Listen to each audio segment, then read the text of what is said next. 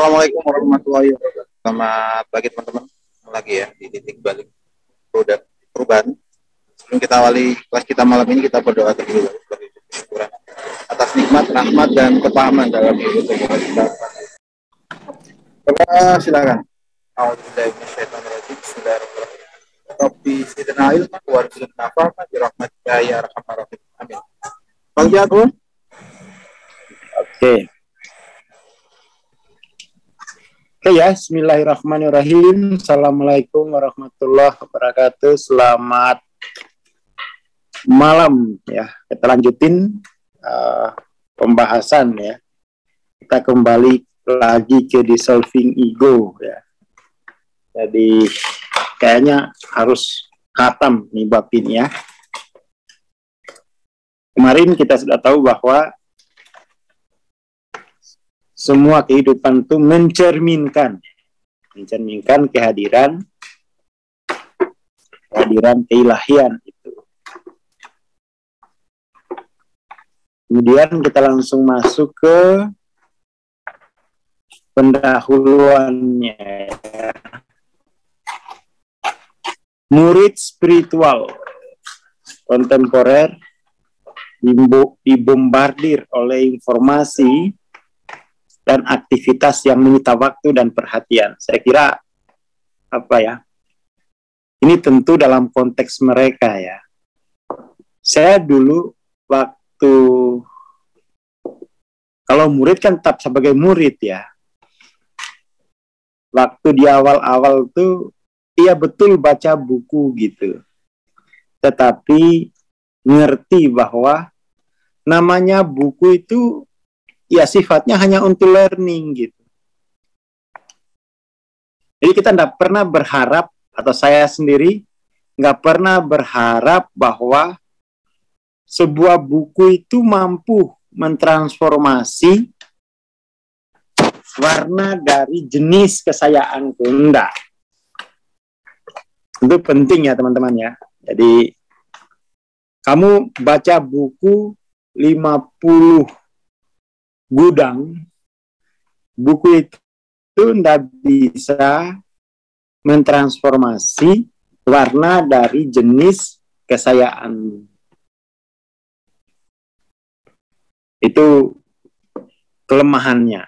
Bukan kelemahan sebenarnya. Kegunaan buku itu bukan di situ gitu. Kegunaan buku bukan di situ. Yang mentransformasi warna dari jenis kesayaanmu itu adalah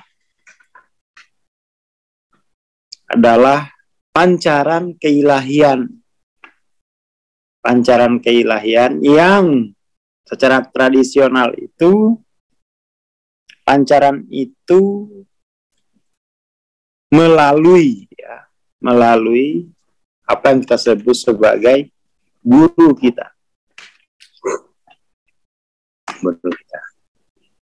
Nah di sini kemudian tuh teman-teman perlu dibedakan antara teman-teman itu sebenarnya berguru atau belajar sendiri gitu. Ini dua hal yang berbeda. Ya kan? Orang sekarang itu belajar spiritual itu tapi tidak punya kesadaran berguru. Jadi sibuk dari satu kelas ke kelas lain gitu ya. Lompat dari satu retreat ke retreat lain gitu. Dan itu saya nggak ngerti ya teman-teman bagaimana memahaminya itu. Tetapi mestinya itu kan ambil satu guru dan mengizinkan cahaya yang melalui guru tadi mentransformasi jenis dari warna kesayaan kita. Jadi sampai kapanpun tuh guru itu tidak bisa digantikan oleh buku, ya, nggak bisa.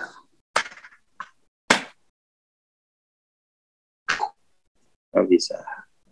Maka kemudian tuh sebenarnya untuk konteks Indonesia ya buku-buku kayak gini penting. Buku-buku kayak gini tuh penting dalam rangka untuk ya komunikasi, ya tuh. Dalam rangka untuk mempermudah komunikasi, untuk titik tolak komunikasi. Nah, yang menarik kan di buku ini adalah bagaimana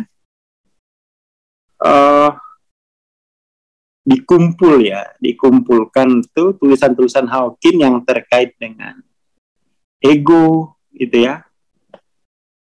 Kemudian pikiran. Jadi ini semacam jadi pengalaman spiritual itu dikategori menjadi 3 kompartemen gitu ya. Jadi tiap orang itu misalnya kalau dia punya isu di tahap pikiran, ya dia baca di bab pikiran itu. Kalau isunya di seputar bab ego, baca di situ gitu. Tapi saya kira yang bisa melakukan semacam ini kan yang terbiasa dengan kontemplatif reflektif kan.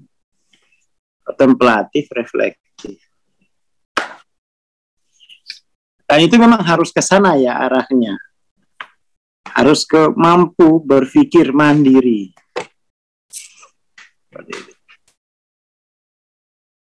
Di pendahuluan ini tapi gini, memang isu spiritual di Indonesia ini, jadi kalau di Barat itu, orang-orang spiritual, dari beberapa tokoh yang saya pelajari, mereka ini kemudian tuh mampu menghadirkan satu alternatif yang berguna.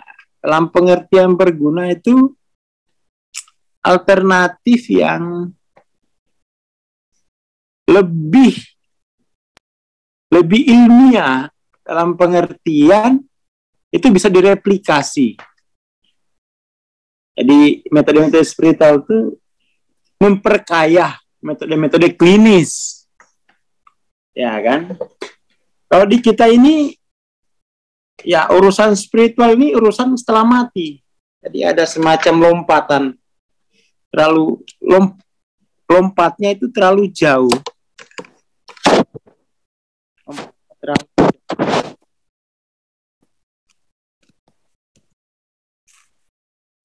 Jadi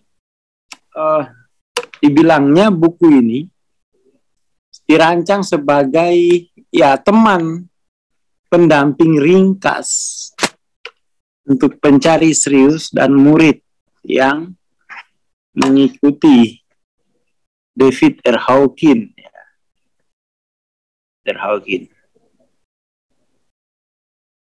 Jadi dia mengikuti kuliah-kuliahnya David R. Hawking. Ya. Ikutin kuliah. Kemudian baik Anda bekerja di kantor, nunggu antrean, di kafe misalnya. Jadi ini buku Dissolving Ego ini memberikan perenungan, titik tolak perenungan gitu ya. Memberikan titik tolak perenungan yang nyaman. Jadi telah perenungan tentang kebenaran.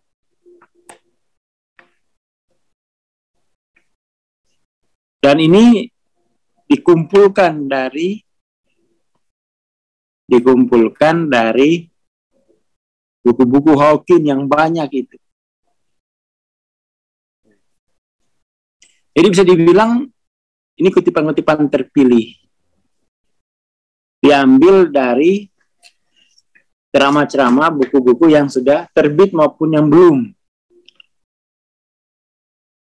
Jadi di sini bagusnya itu ada kategorinya gitu ya. Bagusnya ada kategorinya. Anggap saja buku Dissolving ini semacam kelas titik balik perubahan yang sudah dikategori. Dan itu menjadi produk tersendiri gitu ya.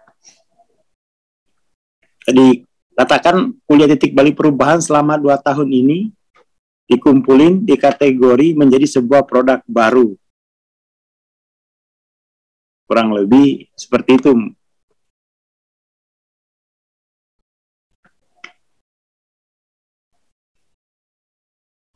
Yang menarik lagi, bahwa pendekatan terhadap progres spiritual bukan pendekatan linier.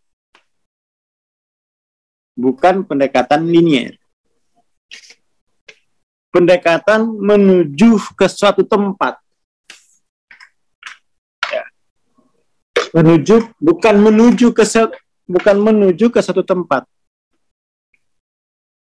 Justru yang ini nih yang penting ya. Justru yang dilakukan itu adalah mentransformasi. Kita kadang-kadang kata transformasi itu juga tidak terlalu jelas bagi masyarakat itu.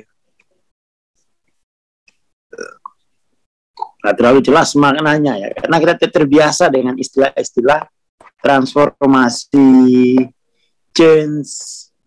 Kita terbiasa dengan istilah mendapat.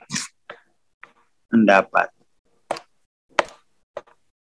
Jadi ini teman-teman perlu sudah menambahkan ya. Menambahkan kata transformasi itu ke dalam pemahaman, ke dalam database bahasanya gitu ya. Jadi perjalanan spiritual itu bukan perjalanan mendapatkan, tapi lebih tepatnya perjalanan melarutkan. Ya. Itu yang perlu Jadi bukan perjalanan mendapatkan. Nah, ini saya punya kritik juga ini ya. Jadi perjalanan melarutkan, perjalanan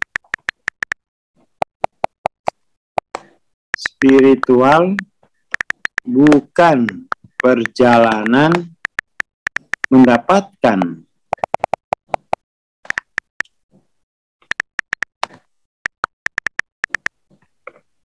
Tetapi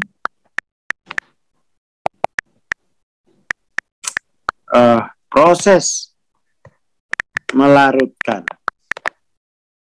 Proses atau melampaui ilusi keilahian ya pada kesayaan masing-masing.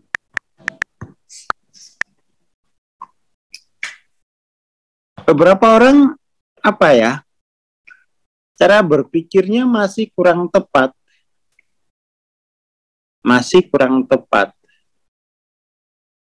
Jadi seolah-olah ini adalah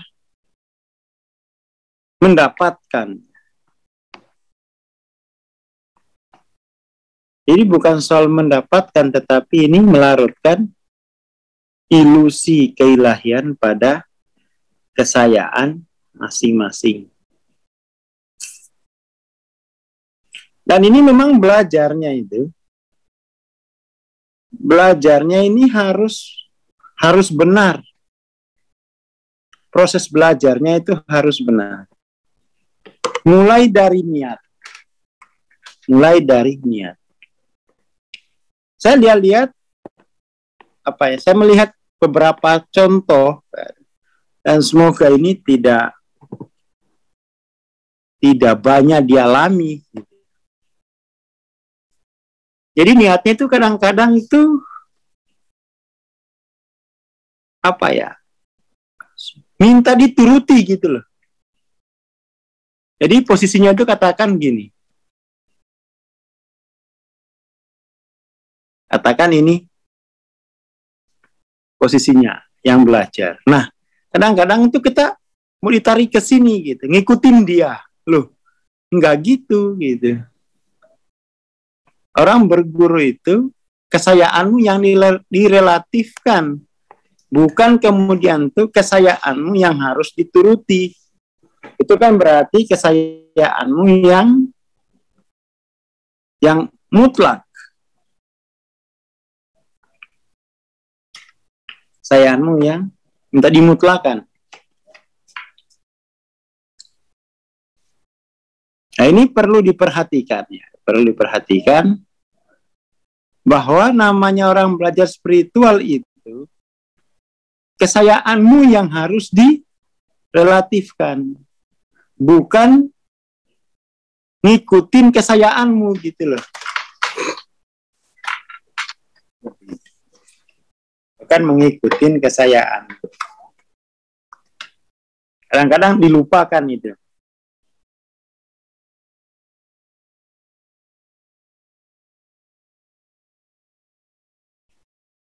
Seperti itu.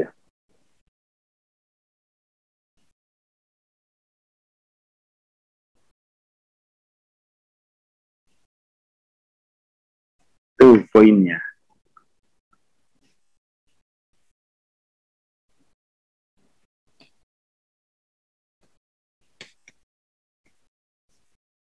Jadi jangan kebalik. Karena itu dalam belajar spiritual itu motif itu penting loh.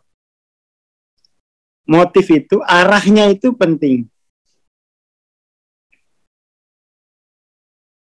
Arah batinmu itu penting gitu. Beda dengan learning. Learning itu kamu minta ditambahin terus. Minta ditambahin, dan itu bukan itu arahnya. Yang harus kamu lakukan adalah melarutkan terus-menerus. Melarutkan kesayaanmu tanpa memutlakannya gitu. Dengan cara tidak memutlakan kesayaanmu itu seni tersendiri.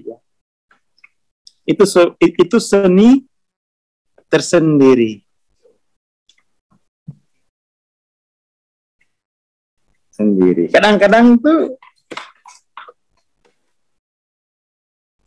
Kadang-kadang orang ingin mendapatkan, itu sudah salah sejak awal ya. Justru yang harus dilakukan adalah Anda dipandu untuk mentransendensikan ego Anda. Jadi apa sih ego itu? Ego dan pikiran itu adalah jenis ilusi keilahian. Itu biar jelas tuh ya. Jadi ego dan pikiran itu ilusi keilahian. Tapi ini bukan musuh ilusi keilahian. Beberapa kali kita sudah bilang bahwa ilusi keilahian ini kan juga wajahnya. Ilusi keilahian ini adalah wajahnya. Tetapi setelah ketemu wajahnya, disebut melampaui itu jika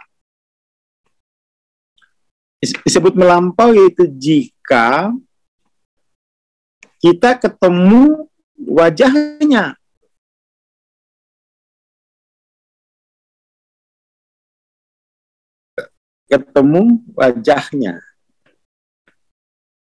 Apa itu? Keilahian itu sendiri. Kehadiran keilahian itu sendiri.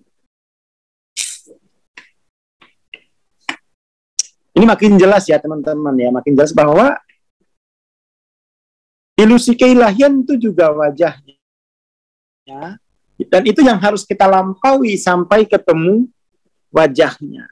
Jadi dari wajahnya ke wajahnya. Itu yang paling penting. Jadi proses memahami wajahnya, lalu melampaui wajahnya. Dan memulai eksplorasi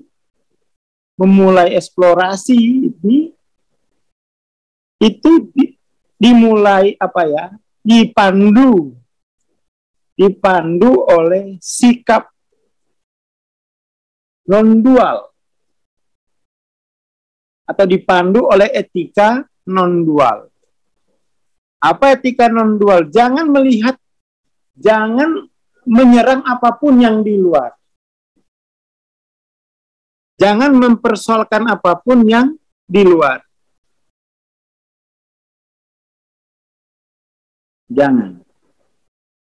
Jangan melibatkan orang lain di dalam perjalananmu. Maksudnya jangan transaksikanlah perasaanmu dengan yang di luar. Biar kamu bisa mengakui, menerima, memahami ilusi keilahian itu.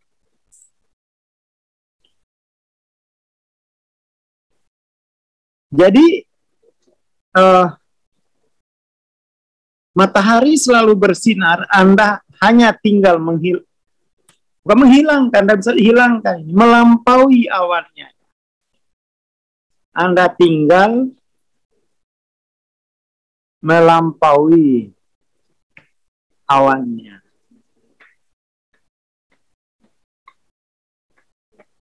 Nah, pengajaran Hawking, maksudnya itu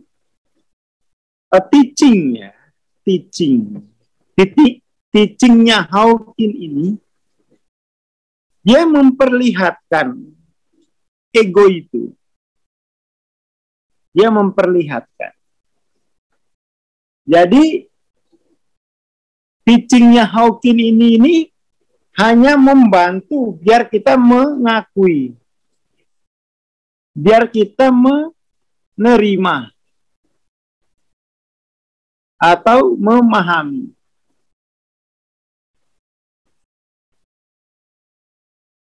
Apa setelah itu dilampaui, itu butuh guru dia. Itu butuh guru.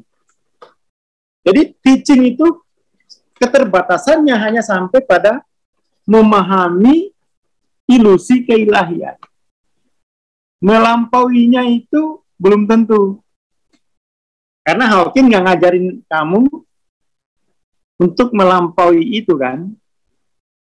Tapi hanya sampai pada paling nggak dengan perenungan ini, kamu menjadi mengakui, menerima, atau memahami. Untuk melampaui itu perlu dibersamai. Untuk melampauinya kamu butuh laku. Nah, jadi untuk melampaui ilusi keilahian itu kamu butuh laku. Nah, laku ini kan nggak bisa kamu tulis sendiri prosedurnya kan. Laku ini kan prosedurnya itu di bawah bimbingan. Jadi dibedakan antara pembelajaran spiritual dengan laku spiritual. Jadi untuk melarutkan dirimu dari ilusi keilahian itu ada lakunya gitu. Dan sebaiknya itu kamu didampingin biar cepat gitu, biar cepat. Kalau nggak didampingin tuh kamu kan belum punya pengalaman melampaui itu gitu ya.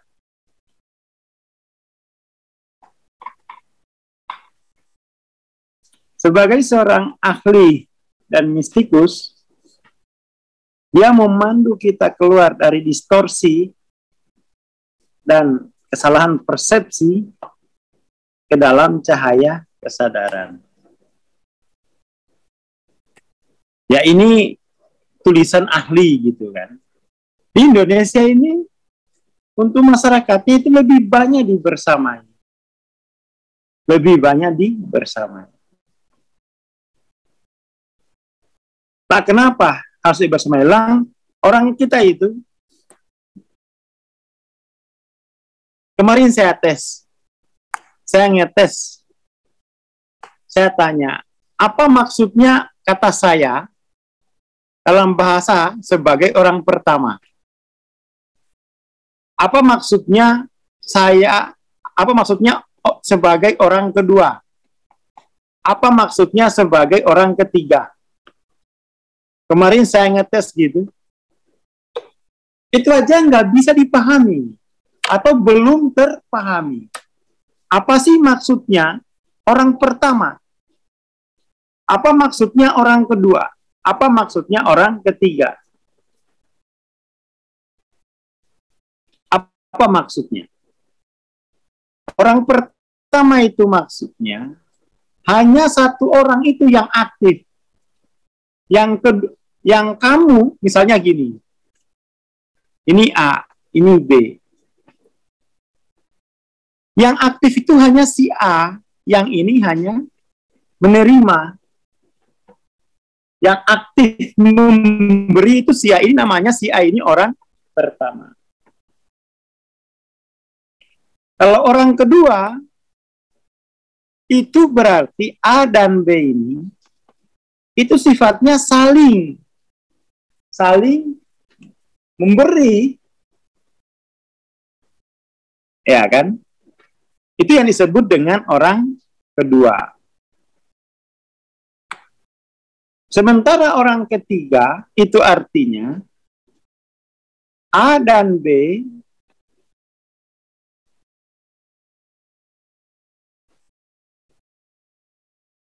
A dan B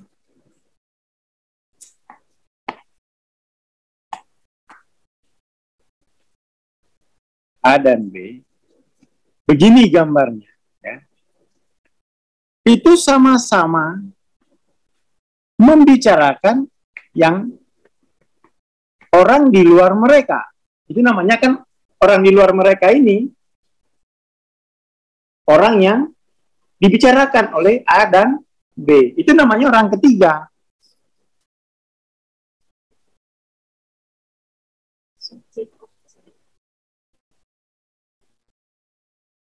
Jadi orang pertama itu si A yang aktif ke si B.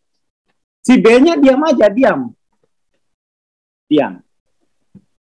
Orang kedua, si A aktif, si B aktif. Orang ketiga, si A, si B aktif, ngerasani si C. Si A, si B aktif, ngerasani si C. Lah itu saja itu di masyarakat belum clear. Termasuk mungkin sarjana bahasa juga itu enggak ngeh. Hanya hafalan orang pertama itu ini loh. Konteks-konteks semacam ini ternyata itu di kita itu belum jelas. Tidak terdefinisi konteksnya. Jadi konteks orang pertama sebagai konteks. Orang kedua sebagai konteks, orang ketiga sebagai tidak tergambarkan. Tidak tergambarkan. Itu persoalan-persoalan yang dihadapi oleh masyarakat kita. Dan ini tidak sama persoalan ini dengan di barat. Tidak sama.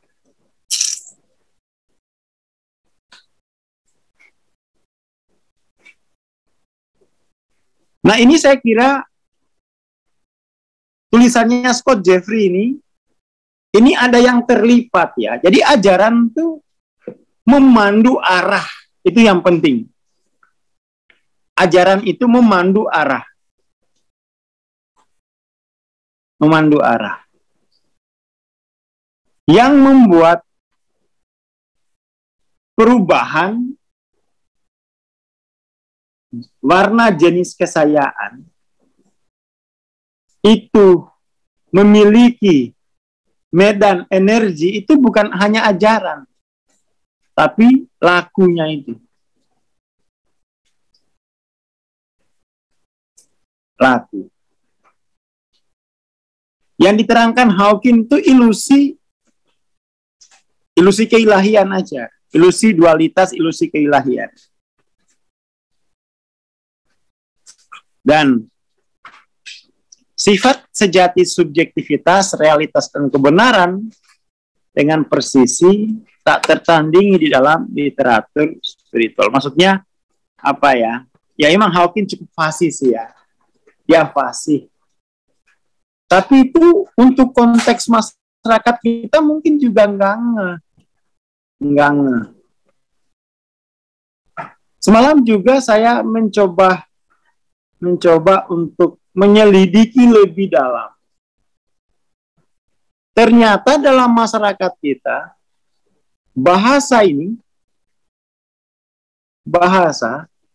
digunakan itu hanya dua kepentingan, perintah dan perolehan.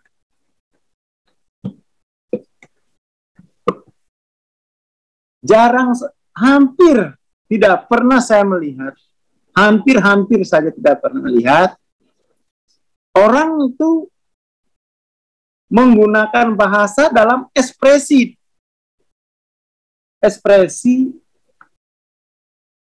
ilmu, dalam pengertian ilmu konteks menemukan.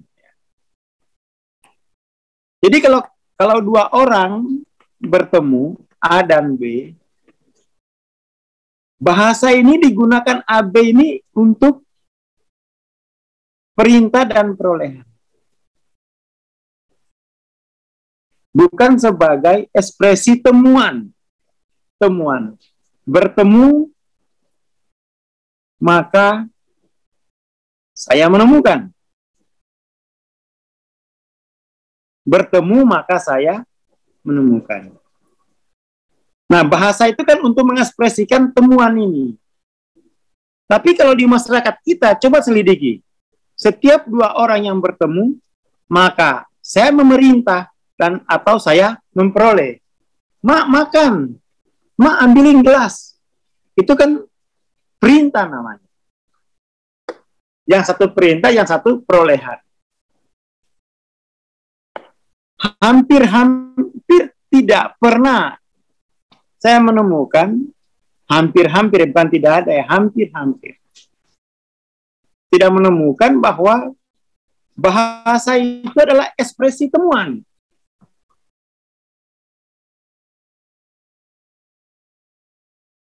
Bahasa sebagai ekspresi temuan, tetapi di masyarakat kita, bahasa itu ekspresi perintah, ekspresi perolehan.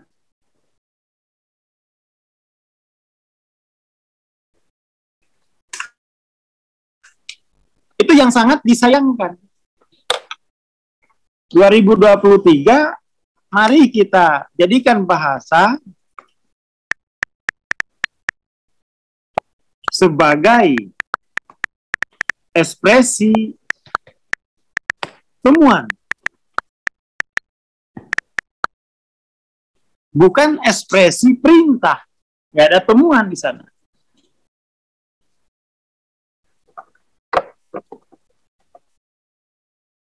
Oke, itu dulu poinnya malam ini ya.